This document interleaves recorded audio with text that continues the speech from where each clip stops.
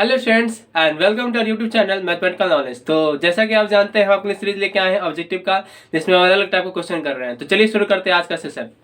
पहला क्वेश्चन क्या है कि समांतर श्रेणी 54 है, 51 है, 48 से 45 मतलब 54, 51, 48, 45 का 10वां पद होगा। आपसे पूछा जा रहा है कि 10वां पद क्या होगा, वो आपको बताना है। क्लियर है? तो अब यहाँ पे कैसे निकलेगा 10वां पद निकालना? मतलब सबसे पहले ए बी, आप जानते हैं ए बी क्या होता है, जिसका सर्वांतर सेम होता है, मतलब जिसका डिफरेंस क्या होता है, सेम होता है। अब यहाँ पर जो सबसे पहला पद उसको हम लोग ए कहते हैं, तो ए बराबर 54 हो गया आपका। ठीक है। और डी निकालने का क्या तरीका होता है कि पीछे वाले में से क्या करते हैं, आगे घटाते हैं। क्या करेंगे हम 51 माइनस 54 करेंगे। क्या कर देंगे 51 माइनस 54, तो क्या आ जाएगा आपका, घटा दीजिए -3 आ जाएगा। क्या आ जाएगा -3। क्लियर है? अब यहाँ पर ए निकल गया, डी निकल गया, और आपसे क्या करें 10वां पद, मतलब कि n कितना हो जाएगा 10। n कितना हो जाएगा 10। निकालना क्या है T10, मतलब कि 10वां टर्म, मतलब कि बढ़ते बढ़ते 10वां पद में क्या आएगा ये आपको बताना है। तो कैसे निकालेंगे? सिंपल सा तरीका होता है, फॉर्मूला आप जानते हैं, Tn बराबर होता है a plus n minus 1 into D. क्या होता है? a plus n minus 1 into D. Clear है? अब यहाँ पर ध्यान दीजिए, हमको निकालना T10, तो T10 यहाँ लिख देंगे T10। ए यहाँ पर हमको मालूम है क्या, ए मालूम है 54, रख दिए 54 प्लस n माइनस 1, n कितना है 10, यहाँ रख देंगे 10 माइनस में कितना 1 और इंटू डी, डी कितना दिख रहा है आपको -3, तो -3 रख दिए। क्लियर है? अब इसको सॉल्व कर लीजिए, बस आराम से आपका आंसर आ जाएगा। 54 प्लस 10 में से क्या क्या बचेगा 9। ठीक है, 9 लिख दिए, और ये हो गया -3।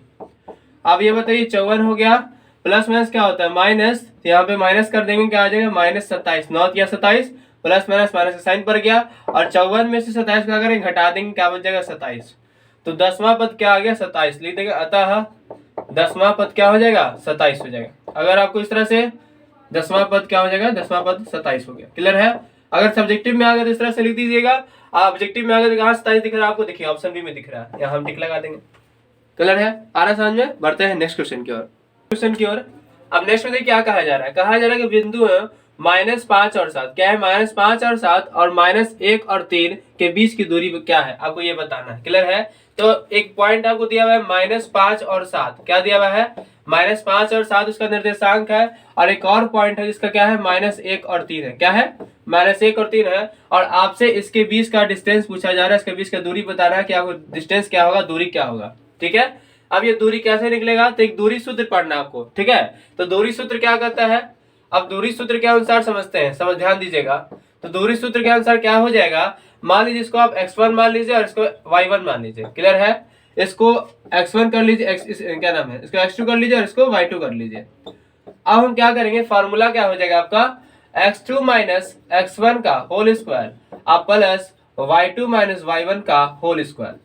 क्लियर है? और यहाँ पर आप x1 माइनस x2 का होल स्क्वायर कर सकते हैं और y1 माइनस y2 का भी होल स्क्वायर कर सकते हैं। ठीक है, उससे भी आपका आंसर आ जाएगा।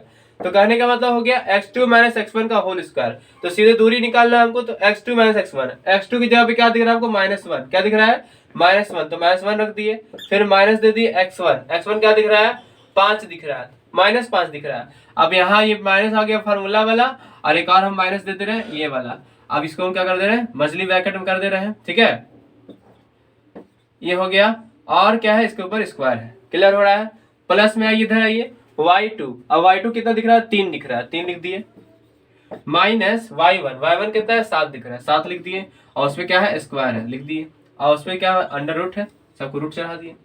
क्लियर हो रहा है? आ रहा है समझ में? अब ध्यान दीजिए, ये क्या हो जाएगा माइनस माइनस प्लस हो जाएगा, माइनस माइनस क्या हो जाएगा प्लस, तो प्लस में आ जाएगा 5 और एक क्या है माइनस में है, प्लस में आ जाएगा 5 और एक क्या है माइनस है, तो 5 से एक जगह बचेगा 4 बचे, 4 का स्क्वायर हो जाएगा।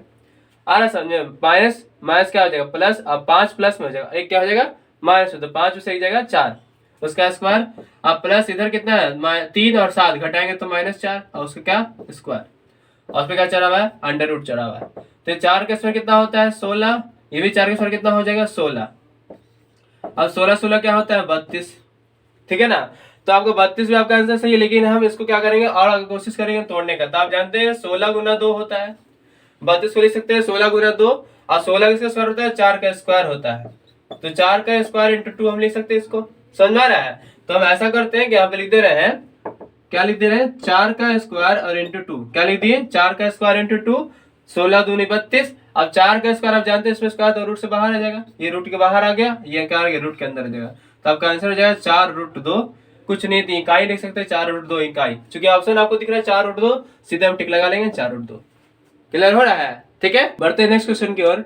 अब नेक्स्ट ध्यान दीजिए क्या है कि दो संख्याओं a और 18, दो संख्या है, पहला कौन है a है और दूसरा कौन है 18 है, कोई दो संख्या है और का लहसा आपको दिया हुआ है 36, मतलब इस दोनों का जो एलसीएम है, क्या दिया हुआ है एलसीएम, एलसीएम आपको दिया हुआ है कितना 36। क्लियर है? तो आपसे क्या पूछा जा रहा है और महसा भी दे दिया है, ठीक है, एचसीएफ भी दे दिया है, एचसीएफ भी दे दिया है, कितना दे दिया है 2। क्या पूछा जा रहा है आपसे, तो ए का मान होगा, आपको क्या बताना है, ए का मान बताना है, ये वाला ए आपको ज्ञात करना है कि आखिर इसका वैल्यू होगा क्या। क्लियर है? अब ध्यान समझिए कि अगर हमको ए निकालना है तो हम क्या करेंगे, आपको एक सिंपल सा फॉर्मूला बता चुके हैं हम, अगर आपको इस तरह से दिया हो दो संख्या और एचसीएफ और एलसीएम से अगर आपको कनेक्शन है तो एक कनेक्शन इस तरह से होता है। क्या कनेक्शन होता है, पहली संख्या ठीक है गुना दूसरी संख्या, मतलब कि दोनों संख्या को गुना करने पे जो आएगा और जो एचसीएफ और एलसीएम उसका आएगा, दोनों का जो गुणनफल होगा बराबर होगा। तो मतलब पहली संख्या गुना दूसरी संख्या गुना एचसीएफ इंटू एलसीएम क्या हो जाएगा, इक्वल टू में एचसीएफ और इंटू एलसीएम। क्लियर है? एचसीएफ मासा, एलसीएम लासा। क्लियर है? अब ध्यान दीजिए, तो पहली संख्या मान लीजिए ए हो गया और दूसरी संख्या हो गया 18 हो गया, लिख दिए ए गुना 18। एचसीएफ कितना आ रहा है 2 आ रहा है, लिख दिए। एलसीएम कितना आ रहा है 36 आ रहा है, 36 को भी लिख दिए। क्लियर हो रहा है? अब क्या करेंगे आप बताइए, सिंपल सा है, आप या तो पहले इसको गुना कर लीजिए, दोनों को इधर ले आइए, ठीक है, अब या तो इसको इधर ले जाइए, तो ए इक्वल टू क्या हो जाएगा, हम इसको इधर ले जा रहे हैं, तो 2 गुना 36 को छोड़ दीजिए, ये जो गुना में कहाँ आएगा, भागा में आएगा। आ रहा है बात समझ में? अब कट कर लीजिए, 18 के बार कितना कटता है 2 बार में, तो 2 दूनी क्या आ जाएगा 4, तो इस बार ए का वैल्यू क्या आ जाएगा 4 आ जाएगा।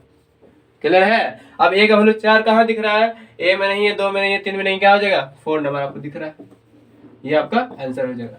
क्लियर है? ठीक है, बढ़ते हैं नेक्स्ट क्वेश्चन की ओर। ठीक है, देखिए ध्यान दीजिए नेक्स्ट क्वेश्चन में क्या कहा जा रहा है। अब क्वेश्चन है कि cos 1 into cos 2 into cos 3 into cos 4 into बढ़ते बढ़ते बढ़ते बढ़ते कहाँ तक जा रहा है, cos 90 तक जा रहा है। क्लियर है? मतलब कि 1 से स्टार्ट हुआ 90 तक जा रहा है, क्या इंटू हो रहा है सब।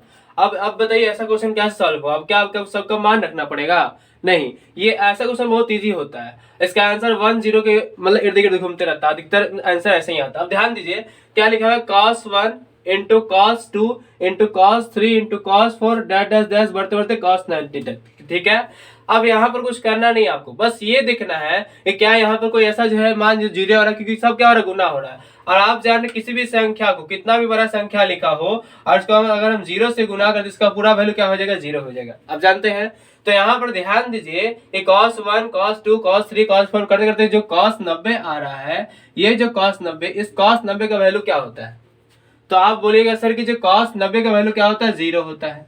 क्या होता है, cos 90 का अगर वैल्यू 0 हो गया तो इसी के साथ जितना भी गुना हो रहा है cos 1 से लेकर cos 89 तक, उस टोटल का वैल्यू क्या हो जाएगा 0 आ जाएगा। तो इस प्रकार इस टोटल क्वेश्चन का आंसर क्या निकल के आएगा 0।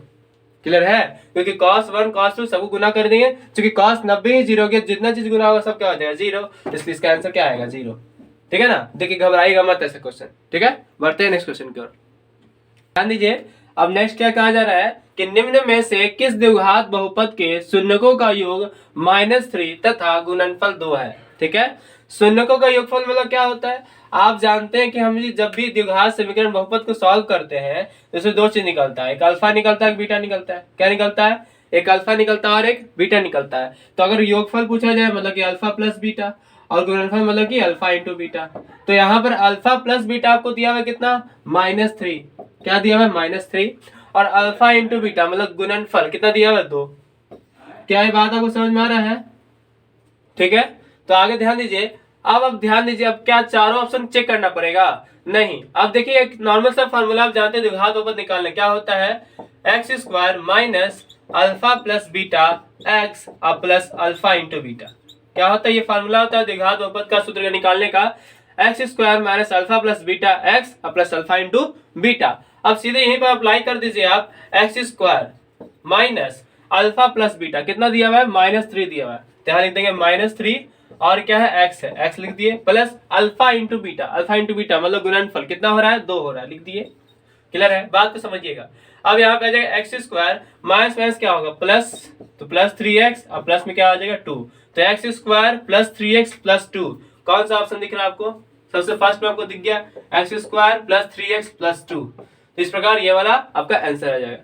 तो क्या आपको वीडियो समझ में आ रहा है? तो अगर आपको वीडियो समझ में आ रहा है तो जल्दी से इसको लाइक कीजिए और ज्यादा से ज्यादा बच्चों तक उसको शेयर कीजिए। ठीक है, तो आज के लिए धन्यवाद।